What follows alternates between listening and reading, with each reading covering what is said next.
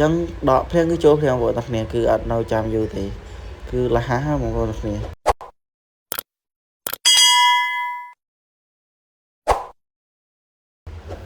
បាទសួស្តីបងប្អូនទាំងគ្នាជួបគ្នាទៀតហើយជាមួយនឹង channel របស់ខ្ញុំអញ្ចឹងសម្រាប់បងប្អូនថ្មី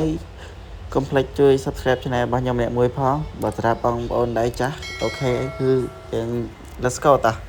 ឡូវថ្ងៃនេះគឺខ្ញុំមានវីដេអូមកប្រាប់បងប្អូនទាំងគ្នាពីរបៀបក្នុងការដកលុយ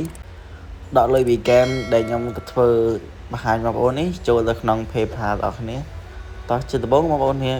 คลิกមកខាងលើនោះហើយចុចមកត្រង់នេះដោយសារតែកន្លែង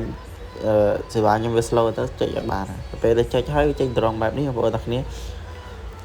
ដែលលេងបានកាក់ច្រើនដល់ខ្ញុំហើយត្រង់នេះខ្ញុំបិទឈ្មោះ PayPal វាឲ្យខ្ញុំពេញលិកូដ PayPal តែខ្ញុំបិទដោយសារតែខ្លាចវាខូច PayPal របស់ខ្ញុំដែរណាអញ្ចឹងពេល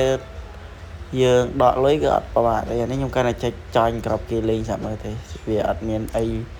សំខាន់ទេបងប្អូនទាំងគ្នាមិនចอยទេកាន់តែដកចុច10មកអូខេបងប្អូនអូខេឥឡូវខ្ញុំធ្វើការដកវាអូខេហើយអញ្ចឹងនេះកន្លែងនេះគឺខ្ញុំបានដក$1អញ្ចឹងដកភ្លៀងគឺចូលភ្លៀងបងប្អូនទាំងគ្នាគឺអត់នៅចាំយូរទេគឺលះហ่าបងប្អូនទាំងគ្នាដក$1ចូលភ្លៀងអត់មានចាំពីថ្ងៃទេហើយឥឡូវវា success ឲ្យយើងហើយអញ្ចឹងកែមនេះគឺខ្ញុំធ្វើ